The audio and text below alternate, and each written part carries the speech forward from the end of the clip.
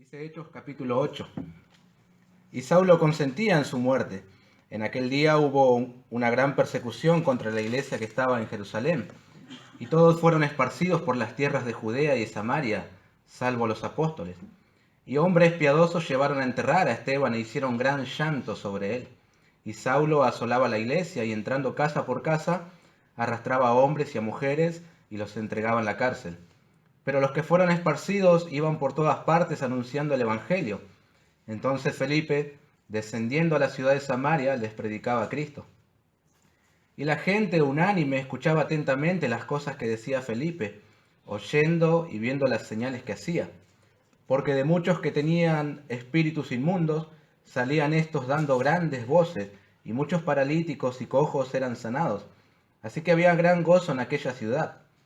Pero había un hombre llamado Simón que antes ejercía la magia en aquella ciudad, y había engañado a la gente de Samaria, haciéndose pasar por algún grande. A este oían atentamente todos, desde el más pequeño hasta el más grande, diciendo: este es el gran poder de Dios. Y le estaban atentos, porque con sus artes mágicas les había engañado mucho tiempo. Pero cuando creyeron a Felipe, que anunciaba el evangelio del reino de Dios y el nombre de Jesucristo, se bautizaban hombres y mujeres. Vamos a orar. Gracias te damos una vez más, nuestro Dios, porque eres bueno, misericordioso para con nosotros, compasivo, tierno.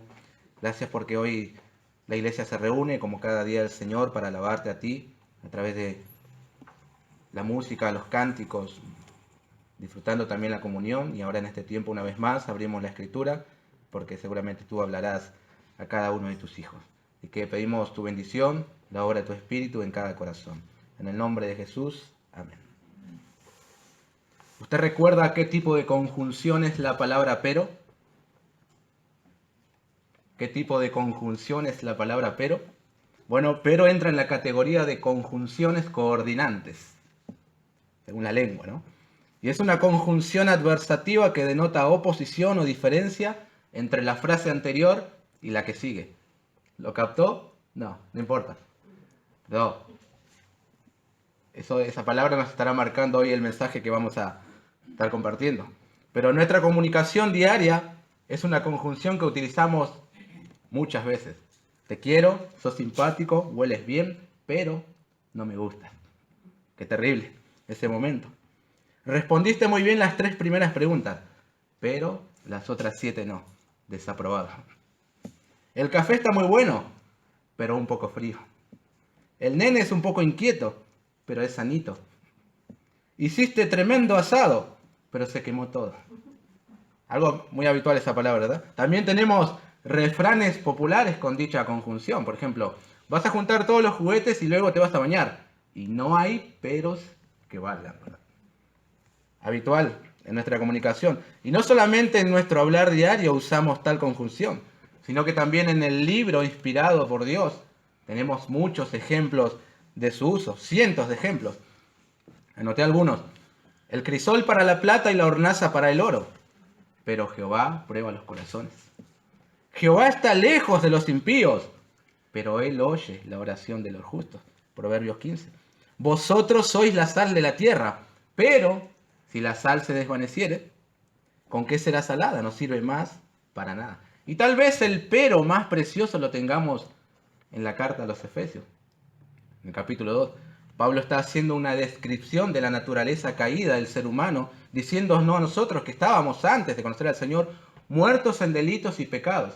Sin embargo, el versículo 4 dice, pero Dios, que es rico en misericordia, por su gran amor con que nos amó, aún estando nosotros muertos en pecado, nos dio vida juntamente con Cristo. Por gracia sois salvos. Tal vez sea el pero más precioso de toda la Escritura. Ejemplos del uso de la conjunción, pero tenemos infinidades. Y saben que en nuestro pasaje de hoy, Hechos capítulo 8, tenemos 3 ejemplos de su uso. Y a su vez, esos 3 ejemplos nos marcarán a nosotros el mensaje de esta tarde. El versículo 4 dice, pero los que fueron esparcidos, versículo 9, pero había un hombre llamado Simón, versículo 12, pero cuando creyeron a Felipe.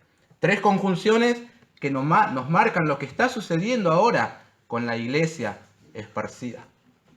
Pero antes de entrar al mensaje vale la pena, como siempre digo, recordar un poco, entrar en el contexto para entender más el mensaje. Y el contexto nos dice que aquellos buenos tiempos para la iglesia se han acabado.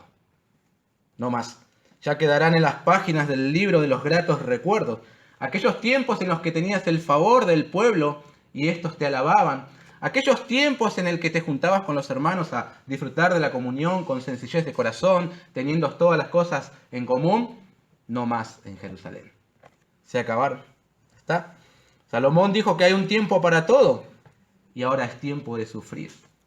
La persecución encabezada por un tal Saulo se ha embravecido. La iglesia ha perdido a uno de sus hombres más piadosos e influyentes, Esteban.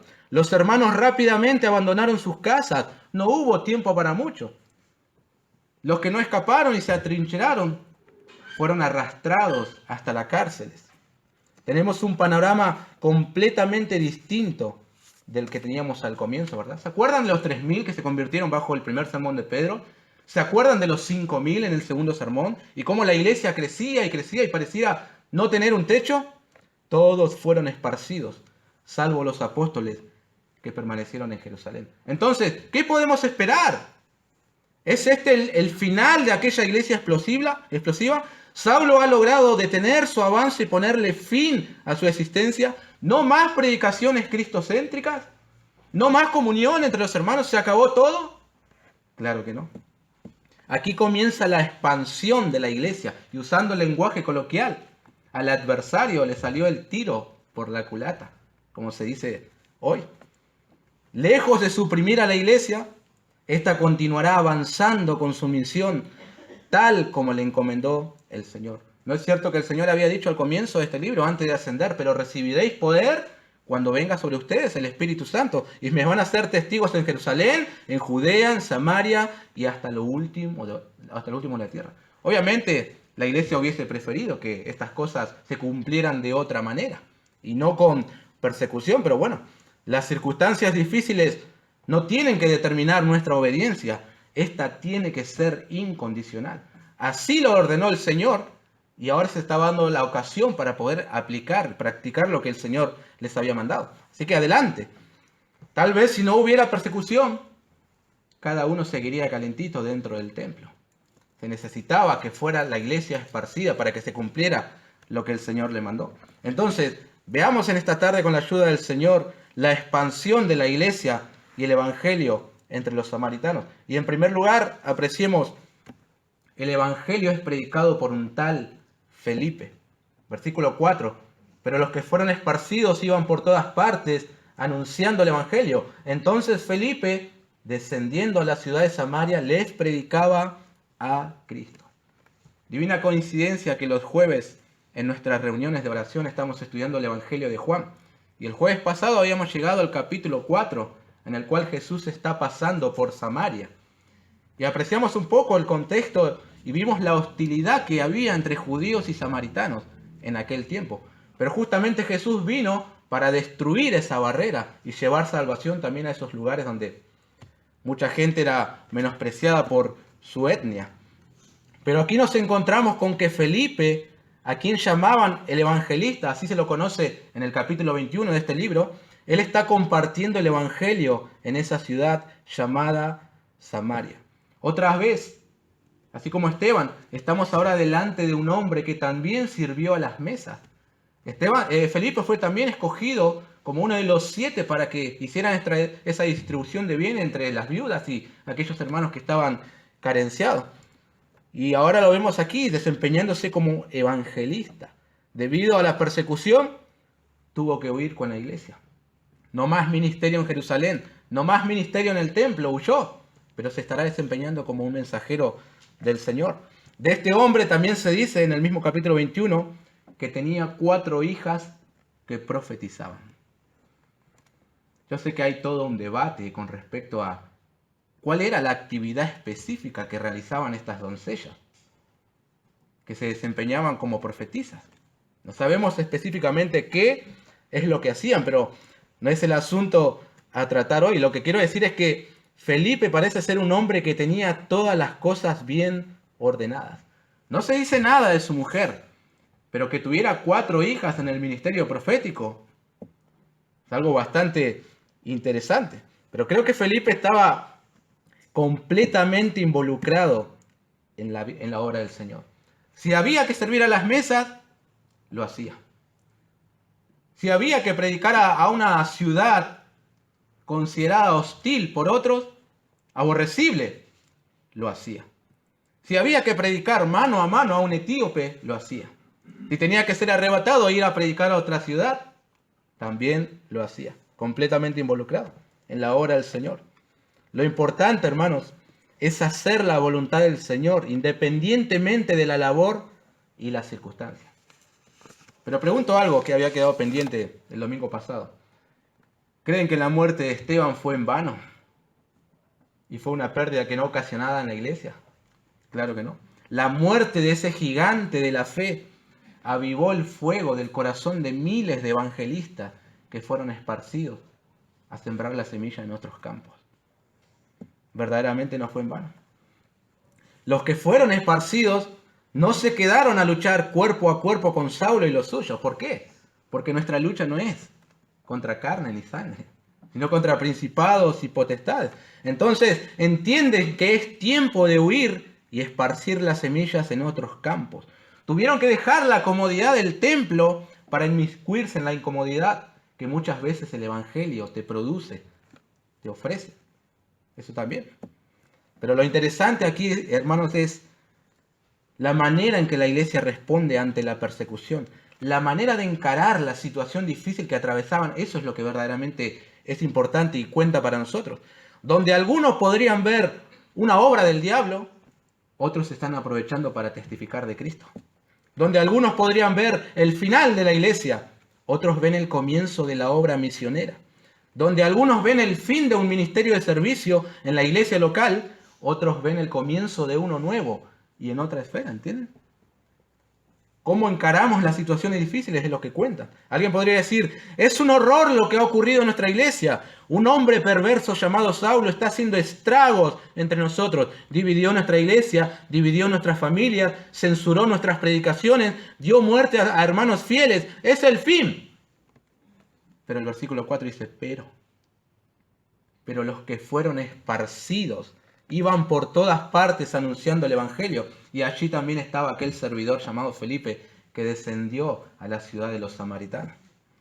Y presten atención a que Lucas nos dice cuál era el corazón del mensaje de Felipe. Versículo 5 dice que les predicaba a Cristo. Y ese mensaje ocasionó un avivamiento en una ciudad entera. Su mensaje no era, Satanás, te ato y te despojo de todo lo que me robaste. Su mensaje no era 3 pasos para ser un campeón de la vida. Su mensaje no apuntaba a las emociones de los samaritanos y con musiquita de fondo les hacía repetir una oración. No hacía eso Felipe. Su mensaje no tenía nada que ver con decretos, ni confesiones positivas, ni todas esas tonterías. Su mensaje no era venir a mi iglesia que somos sana doctrina. Su mensaje era claro y contundente. Cristo. Y solamente Cristo. Ese era el mensaje de Felipe. Les predicaba a Cristo. Cristo es el Mesías que esperaban. Cristo es el cumplimiento de los tipos y sombras del antiguo pacto. Cristo vino al mundo a dar su vida por los pecadores. Cristo ha resucitado triunfante venciendo la muerte. Cristo se ha sentado a la diestra de la majestad de Dios. Cristo está intercediendo por los creyentes. Cristo pronto regresará por los suyos. Cristo es el Rey de Reyes y Señor de Señores. Cristo es el todo. Eso es todo el mensaje de Felipe. Eso era su mensaje. Algo así resumió Pablo. Pues me propuse no saber entre vosotros cosa alguna, sino a Jesucristo y a este crucificado. Y es lo que la iglesia ha estado haciendo siempre. Lo hemos leído en el capítulo 5, versículo 42. Y todos los días en el templo y por las casas no cesaban de enseñar y predicar a Jesucristo. Ese es el mensaje que la iglesia transmitía. Si predicas a Cristo, verdaderamente has predicado todo. Y eso es lo que está haciendo Felipe, predicando a Cristo en la ciudad de Samaria. Creo que es cierto que los que aman a Dios, todas las cosas les ayudan a bien. Lejos de que el evangelista se sintiera apocado, desanimado por la situación que estaba atravesando la iglesia, y por la situación que estaba atravesando él mismo, él entiende que el Dios soberano seguía teniendo el control de todas las cosas y continuó adelante con la misión. No se detuvo. Ya no estaba con sus líderes, que seguramente resultaba una fuente de ánimo para él. Ya no estaba con la iglesia a quien servía. Ya no estaba expuesto al mensaje de Pedro. Sin embargo, la obra del Señor continuaba. No había parado. Dios bendijo su ministerio cuando estaba sirviendo a las viudas. Dios continuó bendiciéndolo ahora en otra área del ministerio. Dice el versículo 6. Y la gente unánime escuchaba atentamente las cosas que decía Felipe, oyendo y viendo las señales que hacía, porque de muchos que tenían espíritus inmundos salían estos dando grandes voces, y muchos paralíticos y cojos eran sanados. Así que había gran gozo en aquella ciudad. Un servidor de la iglesia, alguien que servía a las viudas y a las mesas, ahora convertido en un evangelista con dones sobrenaturales. ¡Qué increíble! No se le resistían ni los espíritus inmundos, dice. Salían de los cuerpos dando grandes voces. Tremendo. Parece ser que en los días del Señor y en tiempos apostólicos, la posesión diabólica era moneda corriente, ¿verdad? En los evangelios muchas veces encontramos el Señor haciendo exorcismo. Hoy no es algo tan frecuente ver eso, ¿verdad? Hoy, a lo que muchos llaman endemoniados o una posesión diabólica, es solamente una obra de la carne. Y lo confunden con eso. Una obra de la carne en la cual el pecador no quiere tomar responsabilidad, entonces le echa la culpa al diablo, ¿verdad? Tiene un espíritu de adulterio, échenlo fuera. No, no tiene ningún espíritu de adulterio. Es adúltero y se tiene que arrepentir de su pecado, nada más. Lo tomó Satanás, por eso se porta así. No, se porta así porque tiene una naturaleza pecaminosa y necesita nacer de nuevo, nada más. No debemos confundir eso. Pero lo cierto es que el evangelista Felipe solo se propuso predicar a Cristo y el Espíritu de Dios obró grandes cosas en esa ciudad. Con ese mensaje tan sencillo, vemos el gozo como el fruto del Espíritu. El versículo 8 dice que había gran gozo en aquella ciudad. De huir de la persecución hacia la iglesia a llenar una ciudad con gozo. Qué tremendo es el poder del Evangelio, ¿verdad? Lo que ocasiona en las personas, en la ciudad, en las comunidades. Entonces, entendemos que habrá gozo en una ciudad, habrá gozo en las personas, habrá gozo en la iglesia cuando el mensaje que se transmite es cristocéntrico. Ahora, sacamos a Cristo, nos salimos de las Escrituras, enseñamos otras cosas, entonces lo que habrá será entretenimiento y no gozo. Pero si predicas a Cristo, habrá gozo en los corazones. Contemplen al evangelista sencillo, en un mensaje sencillo, transformando a toda una comunidad. La transformación no se produjo por la elocuencia del predicador o por haber desarrollado el arte de la oratoria, sino por el poder de Dios a través del mensaje que él comunicaba. De esa manera la ciudad fue transformada por proclamar ese nombre que es sobre todo nombre, el nombre de Cristo Jesús. Estoy pensando ahora también en Jonás, lo recordarán, y su mensaje. Él fue enviado a predicar a Nínive. Al principio no quiso, recordarán la historia después, todo lo que sucedió, pero finalmente fue, o mejor dicho, lo fueron. ¿Cuál fue su mensaje? De aquí a 40 días Nínive será destruida. Y se fue enojado de la ciudad y punto. Toda la ciudad experimentó una conversión. Arrepentidos se volvieron al Señor. ¿Dónde estaba el poder? No en el predicador. Si el predicador ni siquiera quería ir a Nínive, el poder estaba en Dios, en el mensaje que comunicaban. Eso es lo que está sucediendo en Samaria. Un hombre que fue perseguido, esparcido, que vio a su amigo morir, se fue hacia tal ciudad, dio un mensaje del Evangelio, punto. Dios hizo todo. Convirtió a una ciudad, grandes y pequeños, dice. Tremendo. El poder no está en el predicador, sino en Dios y en el mensaje que nos mandó a comunicar. Qué importante esta conjunción pero del versículo 4, ¿verdad? Cuando las cosas parecían oscuras y todo pintaba como para que la iglesia desapareciera, nos dice pero. Pero los que fueron esparcidos y entre ellos el evangelista Felipe predicaban a Cristo. ¿No te sucede a ti que cuando las cosas andan mal en tu vida o estás atravesando alguna aflicción o angustia, lo que menos pensás o lo que menos querés hacer es comunicarle a Cristo a otras personas? ¿Verdad? Por lo general tratamos de hablar al Señor cuando nos sentimos bien o cuando se da una ocasión adecuada para hacerlo. En medio de la persecución, predicando a Cristo. Será un buen desafío aplicar el ejemplo de Felipe. Recuerdo haber leído un libro de John Piper titulado Cuando las tinieblas no se disipan. Él contaba allí que le preguntó a su padre, quien tenía 85 años de edad para ese momento, y tenía 60 años en el ministerio, toda su vida. Le pidió algún consejo, cómo hacer acrecentar el gozo entre los creyentes. Su padre le respondió, comuniquen su fe. De esa manera obtendrán el gozo. El gozo en Cristo prospera al ser comunicado. De esta manera le respondió ese abuelo a John Piper. Comuniquen su fe y eso les dará gozo. Parece ser que para el evangelista Felipe hablar de Jesús estaba por encima de sus tribulaciones. No tuvo tiempo para pensar en la persecución, pero sí tuvo tiempo para pensar en Cristo y proclamarlo a otro. Qué increíble. Él podría haber dicho, si me quitan de mi área de servicio y encima me persiguen, yo ya no sigo más ni sirvo más al Señor. El Evangelio solo me trae problemas y a ver si termino como mi compañero Esteban. ¿Dijo eso? No. Llevó el Evangelio a Samaria trayendo gran gozo a la ciudad. Creo que probablemente, muy probablemente, Felipe simplemente estaba cosechando lo que el Señor Jesús había sembrado antes en esa ciudad. Él también estuvo predicando allí. Y él mismo había dicho, otros entran en sus labores. Felipe estaba entrando en la labor del Señor Jesús y cosechando. Ahora bien, compartir el Evangelio, predicar a Cristo sin oposición, es algo extraño en el Nuevo Testamento. No suele suceder. Siempre que predicas al Señor hay una oposición. Veamos en segundo lugar entonces obstáculos para el avance del Evangelio. Dice el versículo 9.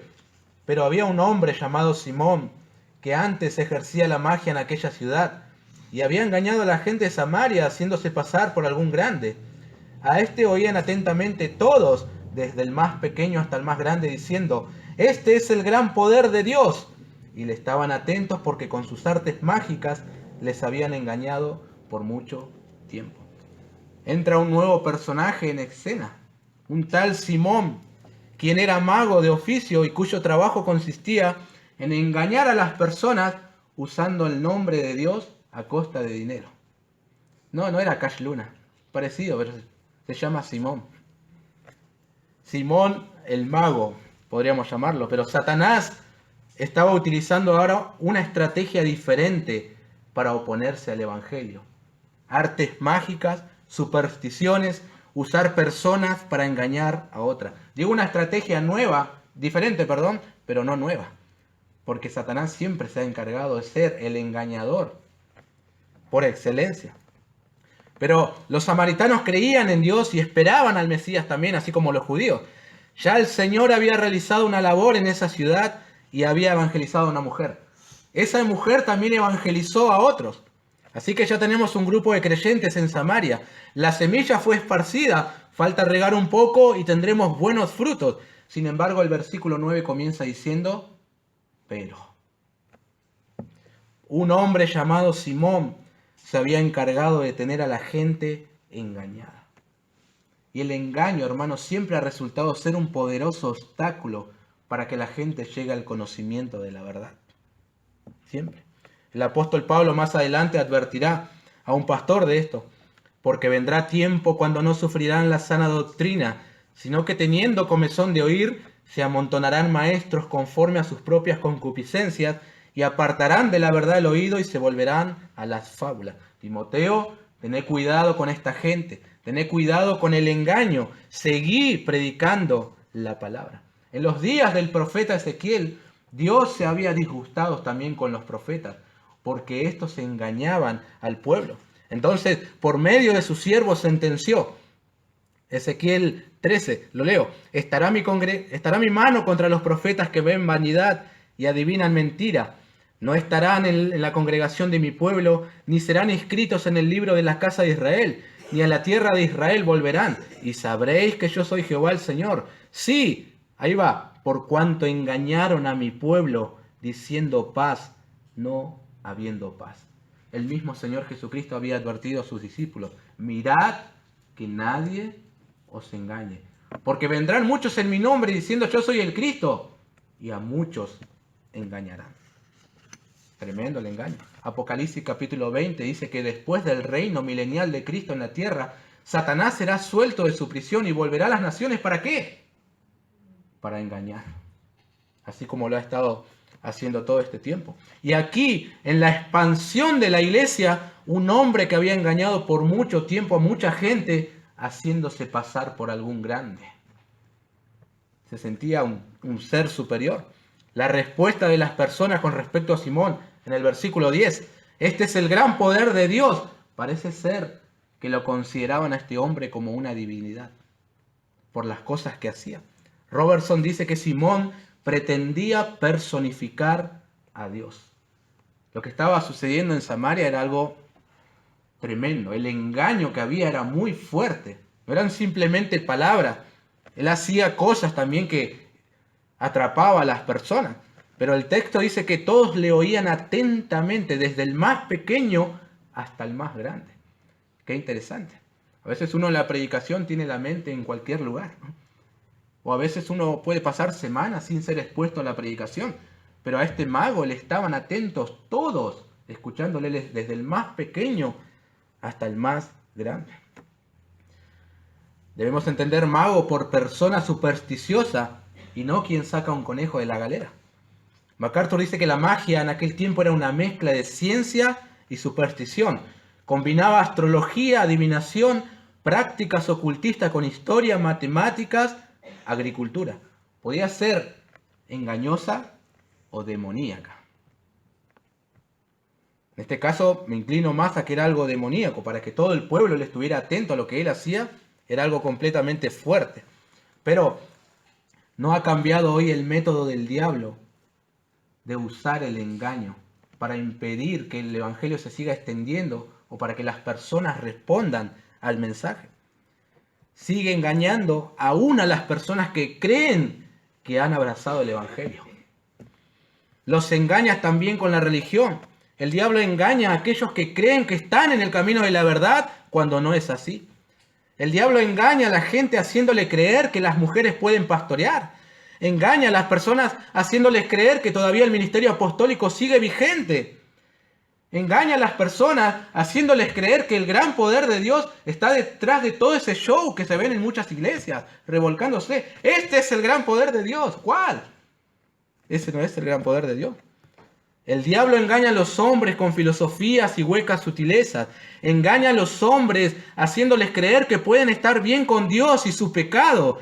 Engaña a los creyentes haciéndoles creer que pueden tener una vida espiritual sana, alejados de la congregación. Un engaño del diablo. Si hay algo que le ha dado resultado al enemigo en nuestras almas, es el engaño. Este es el gran poder de Dios, decía la gente escuchando a Simón, engañadas por ese mago. ¿No dicen lo mismo hoy en la supuesta iglesia universal del reino de Dios? Venga y toque el manto sagrado traído de las montañas de Jerusalén. Este es el gran poder de Dios.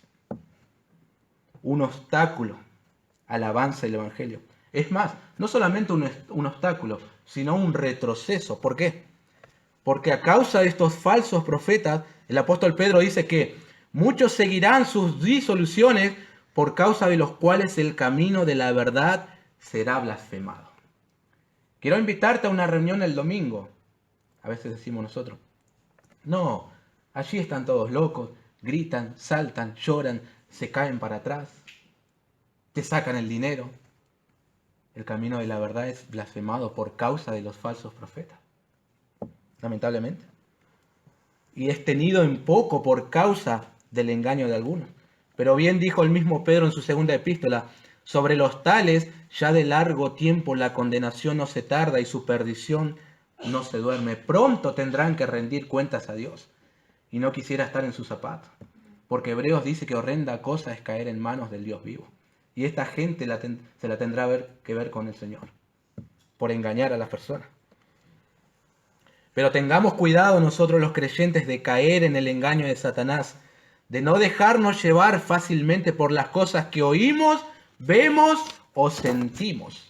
Pablo también agregó en Efesios 4, para que ya no seamos niños fluctuantes, llevados por doquiera de todo viento de doctrina, por estratagema de hombres que para engañar emplean con astucia las artimañas del error.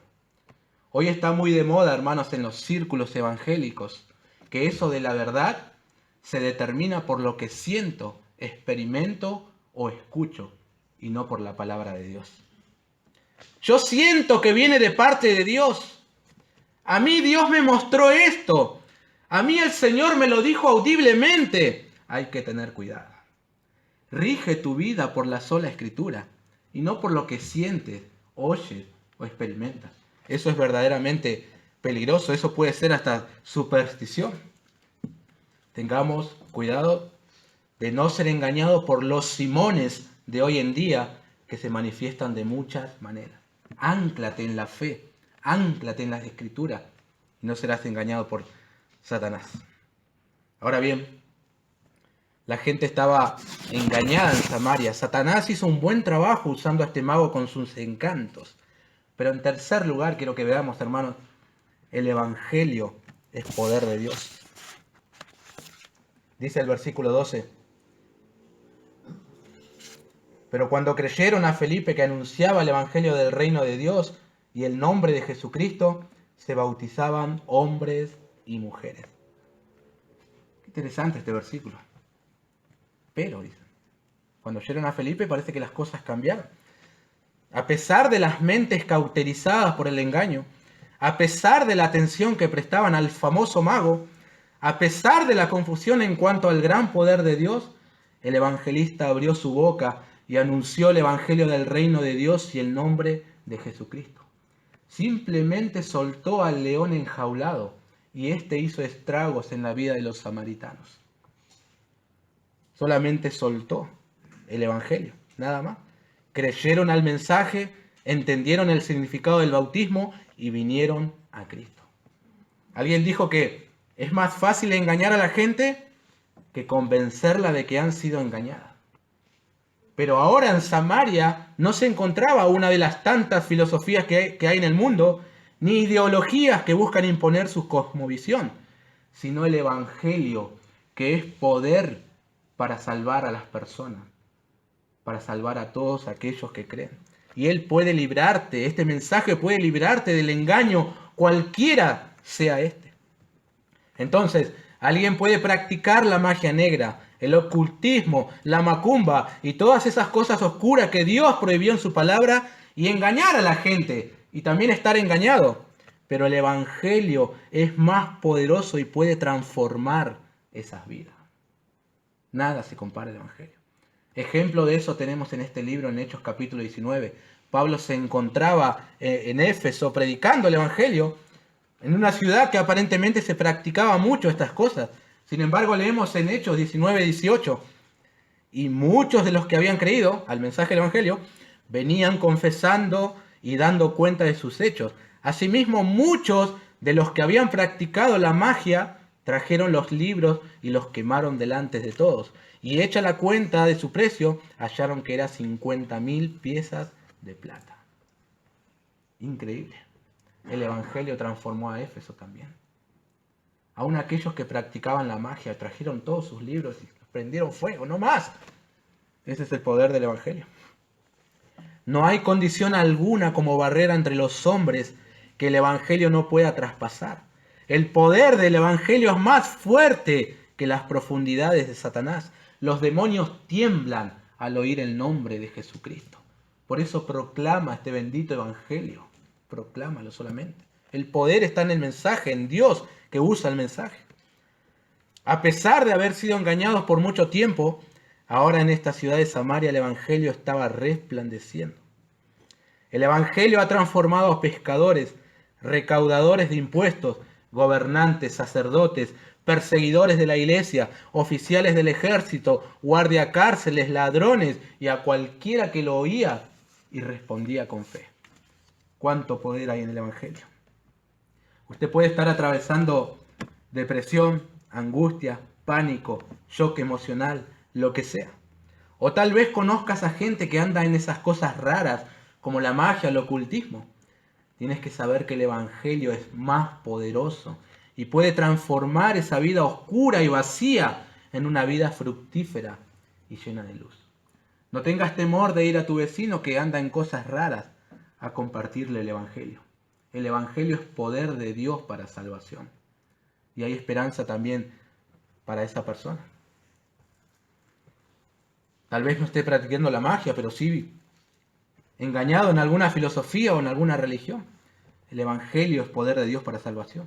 Si Samaria, que se encontraba atónita y engañada con un falso poder de Dios, se llenó de gozo por cuanto recibieron el Evangelio, tú también puedes experimentar y otros pueden experimentar lo que solo Cristo puede dar si creen al mismo mensaje. Tu corazón se llenará de gozo cuando recibas el Evangelio. Qué increíble. Mis estimados, no hay mucho misterio en este precioso mensaje. No es un mensaje difícil de entender el Evangelio ni de transmitir. Cualquiera puede entender el Evangelio. El apóstol Pablo dijo, y esta es la palabra de fe que predicamos. Que si confesares con tu boca que Jesús es el Señor y creyeres en tu corazón que Dios le levantó de los muertos, serás salvo. El Evangelio. Nuestra realidad no es muy ajena a la de Felipe en Samaria. Tenemos el mismo mensaje y tenemos muchas personas engañadas que necesitan oírlo y creerlo. Y esas personas pueden estar en nuestro círculo familiar, laboral o aún eclesial. Necesitan que se les predique a Cristo y solamente Cristo. Y eso será suficiente. No hizo más Felipe que eso en Samaria. Solamente predicar a Cristo. Y transformó a una ciudad. La conjunción pero del versículo 9 nos muestra la terrible condición en la que se encuentra el mundo, engañados en cuanto a Dios. Pero la conjunción del versículo 12 es verdaderamente esperanzador. Hay esperanza para los que están sin Cristo. Hay esperanza para los que viven engañados. Hay esperanza también para los que engañan. Esa esperanza es el Evangelio. Créelo, vívelo y predícalo también a otros.